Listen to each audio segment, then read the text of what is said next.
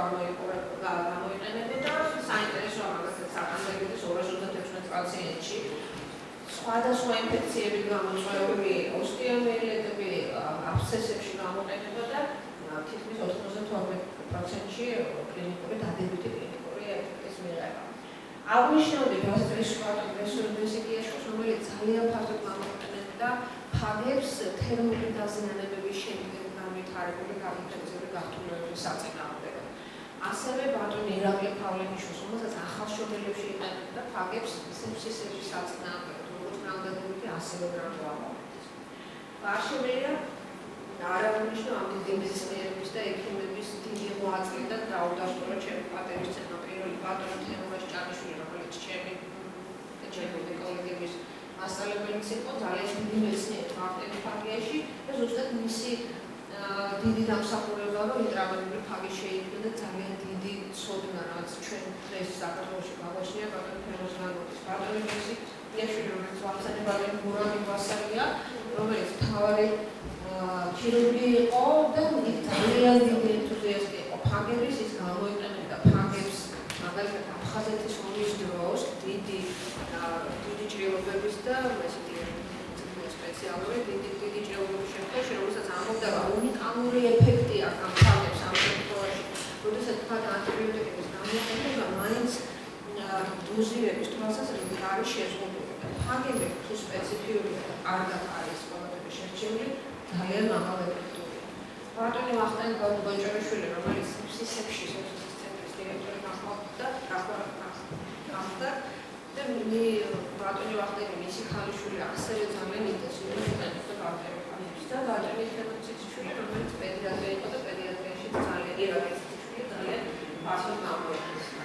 ერთი და ესეთი ყველა მინდა გეუაზი ვისაუბრა, რომელიც ერთ-ერთი ყველაზე დიდია დღეისათვის მსოფლიოში, ეს იყო 653 ადამიანზე ინტრავენული საფრთხის ფაგის გამოყენება. ეს შეიძლება ჩატარდა არა მხოლოდ საქართველოში, არამედ მოსკოვში, მაშინ ეს ყოფილი საშუალების დროს შეგვიძლია ნახოთ რაოდენობა პაციენტების და რაოდენობის დროს ქრონიკული და მწვავე სეფსისის, ოსტეომიელიტის, ფილტვის აბსცესების დროს, ასევე უნაყოფობა 15 წლიანი უნაყოფობის შემთხვევაში დადებითი ეფექტი დამთავრდა.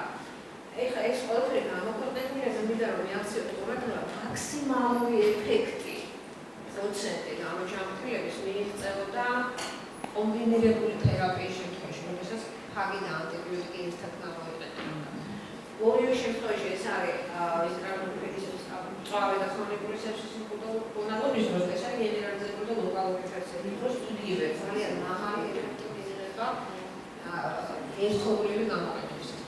ფაგი შეიძლება გამოყენებული იქნას ნებისმიერ სხვა საშუალებასთან. ესეც ერთ-ერთი მისი უპირატესობა ვაქცინას და სხვა ანტიბაქტერიულ საშუალებასთან, იგივე ანტიბიოტიკთან და ასე შემდეგ.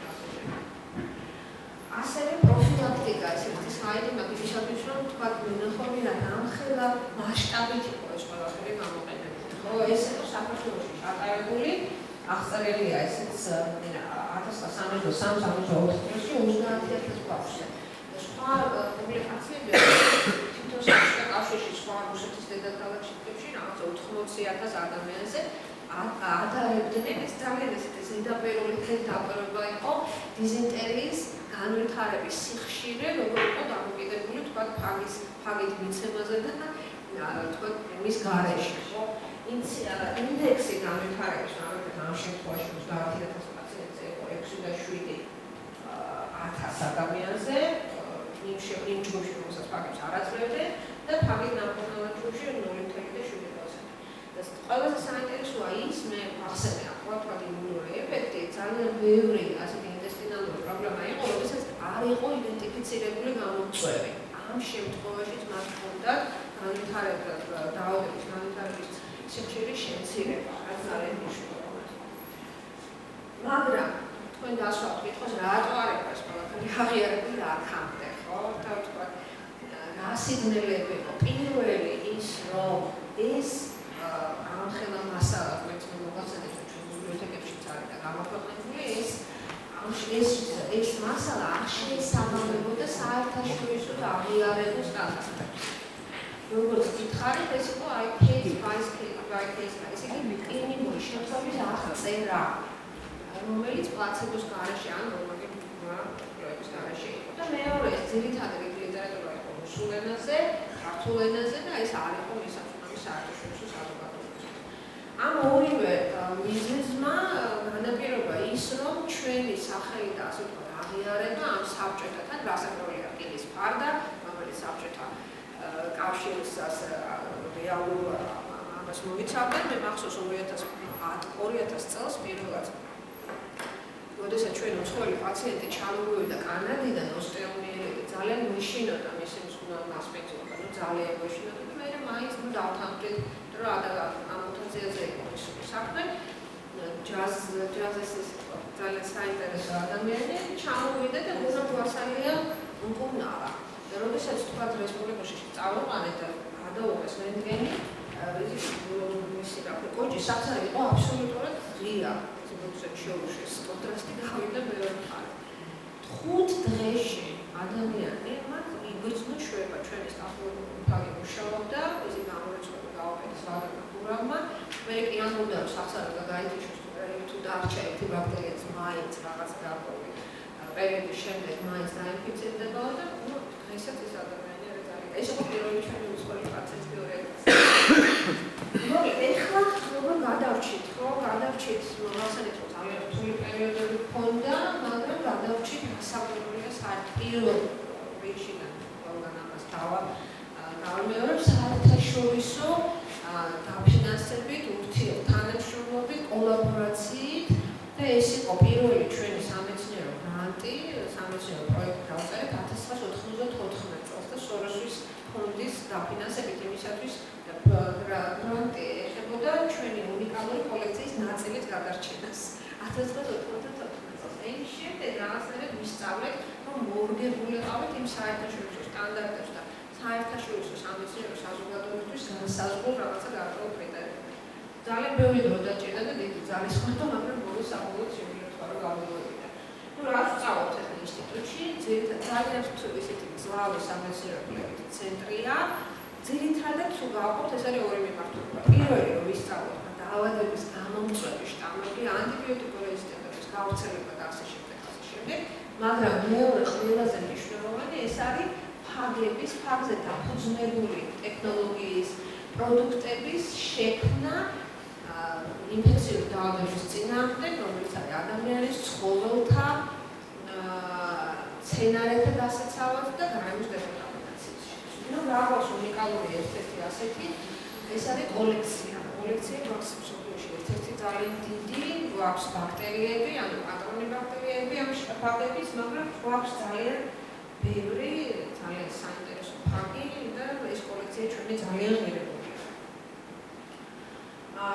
მოგახსენეთ, საერთაშორისო თანამშრომლობის შესახებ ამის გარეშე უბრალოდ არ გამოვა, ჩვენ ვამბობთ რომ 20 წელი ძალიან კარგად მოვიქცეთ და ძალიან კარგად ვცდილობდით რომ ფაგების პრომოცია გამოეკეთებინა, ახლა ძალიან დიდი კონკურენცია, ძალიან ბევრი ქვეყანა დაიწყო ფაგებზე მუშაობა და ეს ურთიერთთანამშრომლობა ძალიან მნიშვნელოვანია იმისათვის, რომ აი ლეგალური საერთაშორისო აღიარება მოიპოვოს, ფაგებმა აუცილებელია ურთიერთთანამშრომლობა სხვადასხვა ჯგუფების. იმიტომ რომ ერთი რომელიმე ქვეყანა ამას ვერ აფუძნებს გააკეთებს, თუმცა ძალიან ბევრი კომპონენტია, რომელიც ათვალისწინებული უნდა იყოს.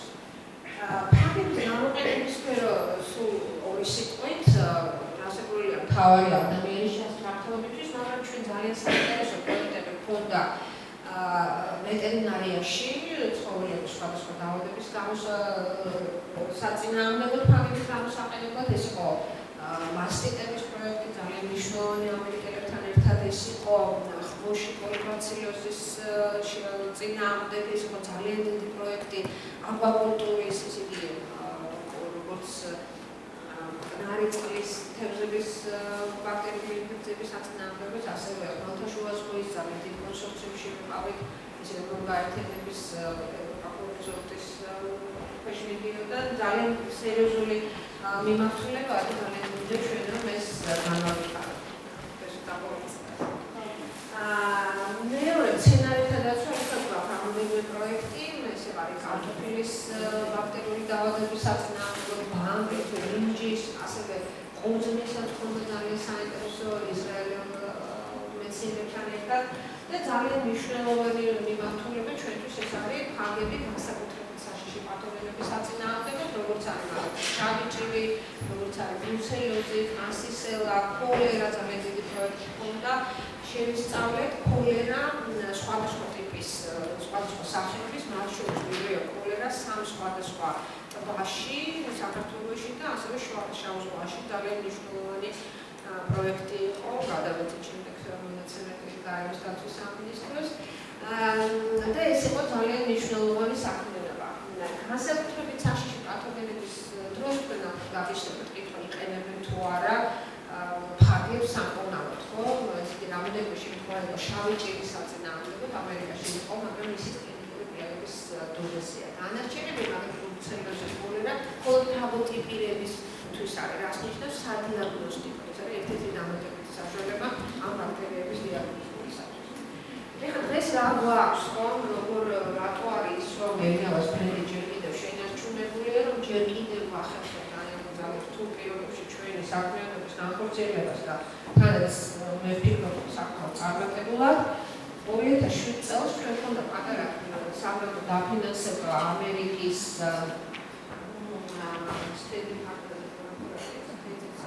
სახელმწიფო დეპარტამენტის მიერ საკმაოდ მცირე იყო $15,000 და ყავდა ბიზნეს რჩეულთა საბჭო, რომელმაც გადაწყვიტეს, რომ აქ არის რაღაცა საინტერესო, რომელიც გადარჩენა და შენარჩუნება არის აუცილებელი. და იფიქრეს, რომ შეგვექმნა ისეთი სტრუქტურა, რომელიც მოგცემდა ეგრეთ წოდებული რადიკალური ვითარების შესაძლებლობას, ანუ სხვა სიტყვებით ვთქვათ, რაღაცა ფინანსური შესაძლებლობა ჰქონდა და ინსტიტუციებთან, მოგეცემათ, რომ მეცნიერებას ჯერ კიდევ შორს არის თქვათ სახელმწიფო პრიორიტეტის საგან და რა გვაქვს ახლა ელინავას ინსტიტუტი, რომელიც არის სახელმწიფო დაწესებულებას, სამეცნიერო ინსტიტუტი სამეცნიერო მეცნიერების განათლების მეცნიერების და ახალგაზრდობის სამინისტროს ქვეშ და ინსტიტუტმა თანამშრომლობა 50 ადამიანმა ესე დავაარსეთ ელინავას ფონდი,